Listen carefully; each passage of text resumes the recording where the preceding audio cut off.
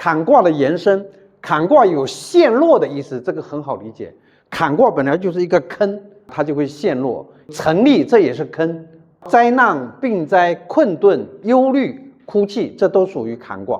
哭泣为什么属于坎卦？哭泣就是泪水嘛，泪水也是坎卦。然后坎卦呢，它除了灾难之外，它还有思想、智慧、谋略、算计、统计、计算、数学这样的一个意思。坎卦除了这个有一些不好的东西之外，比如说好色啊，喜欢玩阴谋诡计啊，但是它是绝顶聪明的。坎卦是非常聪明和智慧的，具有这种算计和计算能力的。所以说，思想、智慧、谋略、算计、统计、计算、数学，这个都属于坎卦。然后卜筮，就我们这一块，卜卦也属于坎卦，也属于玄学。大家后面学到六神的时候，它就属于玄武。所以说，为什么叫玄学，就这个道理。它是玄妙的这个卜筮，警惕聪明，警惕也有一点多疑的意思。警惕的人往往都比较多疑，这种多疑的人一定是坎卦，他会警惕，会聪明、狡黠、善变、欺诈、丢失。为什么丢失是坎卦？丢失啊，我们刚才讲坎卦往往跟玄武会联系在一起，玄武在北方，坎卦也是在北方。如果说将来我们断卦的时候，官鬼临了玄武，往往代表什么？偷东西，就是这个小偷偷东西。所以玄武是跟什么？玄武是跟丢失联系在一起的，所以坎卦也有丢失的意思。坎卦跟玄武它本身代表的很多含义是一样的。法律，坎卦也是法律。坎卦为什么是法律？我们曾经讲过，坎卦它代表什么？代表桎梏啊。什么是桎梏？手铐叫桎，脚铐叫梏。桎梏就是一个人被抓起来了，被铐起来了，桎梏就是坎卦。坎卦有这种让你身陷囹圄的这种象。罪恶、法律严惩的东西就是罪恶，暗昧、黑暗、欲望、淫荡、生殖系统等等，这都属于坎卦。奔波为什么是坎卦？大家想想，奔波为什么是坎卦？因为水不停地在流淌，奔波漂泊，然后呢，它同时也有劳苦的意思。坎卦有劳苦的意思，玄武也有劳苦的意思，破败有破败的意思，因为它劳苦嘛，劳苦的结果是什么？劳苦的结果就是破败嘛。迁徙这个也一样，跟奔波漂泊都是一样的。畅通曲折，就是坎卦流水，它有时候是畅通的，有时候是曲折的。坎卦它既有畅通之象，也有曲折之象。比如说在陆地的时候，坎卦就是曲折，就是坑坑洼洼，就是崎岖不平；但是在水路，它就是畅通无阻的。比如说你行船，我们车行人的时候，车一个人出行的时候，你在坎卦里面，你世爻在坎卦或者应爻在坎卦。比如说我测一个人出行，应爻在坎卦里面，很可能他走水路就很平安，走陆路他就是坑坑洼洼，就崎岖不平。那我就会建议他，你要走水路，你不要走陆路，能明白吗？是这个意思。古人嘛，他有这个选择，古人出行要么就陆路，要么就水路，不像我们今天这样天上地下很多东西可以走。聚集汇集，这个为什么会是坎卦？就水有这样的一个特性，遇到坑的时候它就汇聚在一起。所以说坎卦有聚集汇集的意思，然后残暴恶毒，这都是坎卦。就好像说乾卦也有这个意思，坎卦也有这个意思，因为它是黑暗的嘛，它是黑社会嘛，也有这种残暴恶毒的这个象。离卦美丽华丽、美艳艳丽色彩，这都是离卦，这很好理解。然后盛大，离卦为什么会是盛大？大家想象一下，离卦它是熊熊大火，熊熊大火就有盛大之象。这个文明，为什么离卦是文明？艳丽嘛，外面它是非常的透亮的，你看它就是外明内暗，所以说它有文明之象。另外一个呢，就是文明文化，有一个成语叫薪火相传，就火本身是文明文化的一种传承的一种象。有盛大、文明、光明，这个很好理解。然后明了，这更好理解的，星光、火光、燥热、干枯、枯燥、焦躁，这都是跟火联系在一起的。还有煽动，这个离卦有煽动的意思，竞争、对抗、戒备、排斥、扩张、包围，这都是因为离卦有这种兵革之象，有这种火焰。你看戒备就是兵革之象，戒备啊，这个排斥啊、扩张、包围，这都是离卦。然后明察，这个很好理解，因为它是明的吧。明察、侦查、检举、鉴定、记录、显示，为什么会是记录显示啊？因为它是明明白白的在那个地方，明明白白的呈现在纸面上，所以说是记录显示。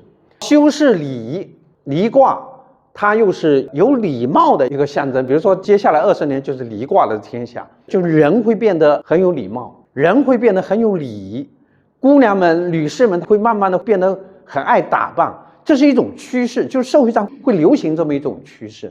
在这个离火运的时候，自然而然会有这种现象，你解释不清楚为什么会这样。尤其是中年的你们40多岁的对吧，女士们，她就会很注重自身的穿着，很注重自身的这种语言表达，很注重自己的美容美发，诸如此类的哈，这个都是礼仪，修饰礼仪。然后呢，必然是虚荣的，这个东西本来就是虚荣的，对不对？离卦离中虚嘛，如果说它不好的时候，就是很虚荣、很虚伪。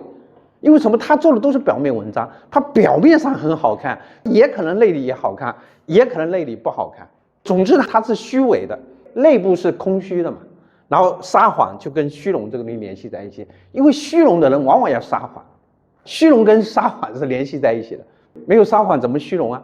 依附，为什么是依附？考大家一下。对了，火一定要附着于某一个物质，它才能燃烧，附着于木头，附着于什么油，它才能燃烧，所以有依附之象。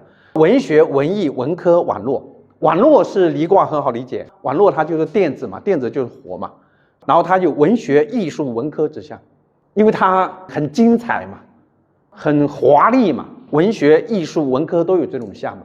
那数学的计算机啊，这个就是坎卦，这个是艮卦。艮卦呢有阻止、阻挡、禁止、防守、防御、保护、保守、拒绝。阻止、阻挡、禁止，这个很好理解。艮卦本来就是阻止、阻挡、禁止、防守，它也有防守的意思。你看那守门员，他就是防守，守门员不能进攻，足球的守门员他就是防守，那个就是艮卦。防御、保护、保守、拒绝，为什么是拒绝？止嘛，艮卦的卦德是止，它有拒绝的这个象。稳定、固定就很好理解了，三嘛，它就是稳定、固定的。顽固、固定跟顽固也可以延伸出来。然后有节制。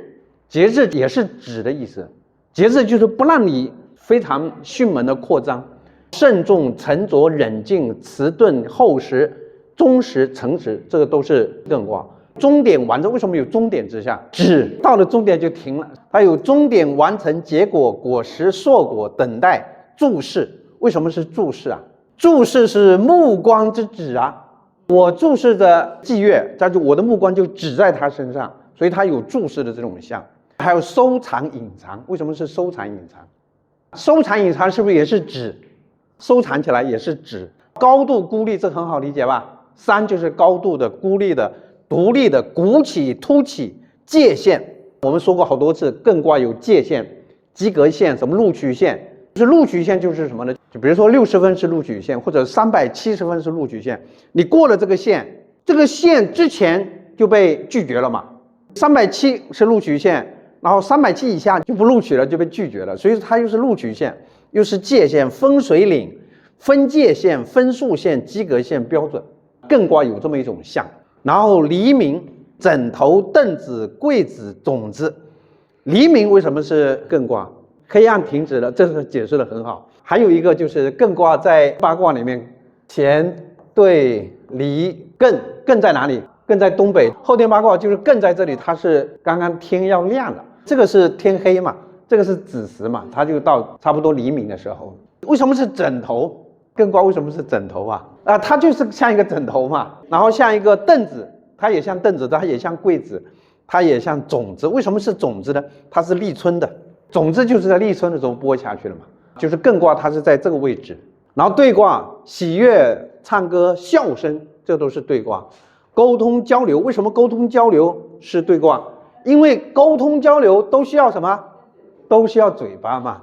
劝解、协调、争辩、吵架、口舌、诽谤、拍马屁、愤陈、卑劣，这个都是口。那愤陈和卑劣，因为兑卦它是很低的位置，兑卦代表很低的位置，很低的位置就是素质很低，然后又逞口舌是非，这就是愤陈和卑劣。就是我们这个可以做很多的这种联想。破坏、破损，为什么？因为兑卦本来就是损坏，破坏、破损，不完整、不完美，有缺陷。刑罚、拆卸，刑罚之后就有所损伤，也是这个破损的意思。拆卸嘛，就肯定就不完整了。诱惑、色情，为什么是诱惑、色情？因为对卦是什么？曾经说过，对卦 KTV 里面那些女孩子，那是不是对卦？妓女是不是对卦？对啊，所以说它是跟诱惑色情联系在一起的。这些人都属于对卦，她是少女吧，所以她有诱惑色情之象。这个字你看又有一点手无足蹈，取悦于人之象。有没有看到？这是身体，这个是手举起来，这是2只脚，它有点跳跃，有点手无足蹈之象，就是取悦于人。还有肃杀决断，为什么是肃杀决断？对，是不是有断的意思？曾经说过，我们接下来我们如果学梅花的话，看到对卦，就是你为一件物品，不管它是什么物品，比如说玻璃器皿啊，或者是什么瓷器啊，就这种东西，一旦卦里面出现对卦，你就会判断它有一天会坏掉，会破掉，所以它有肃杀有决断的这种象。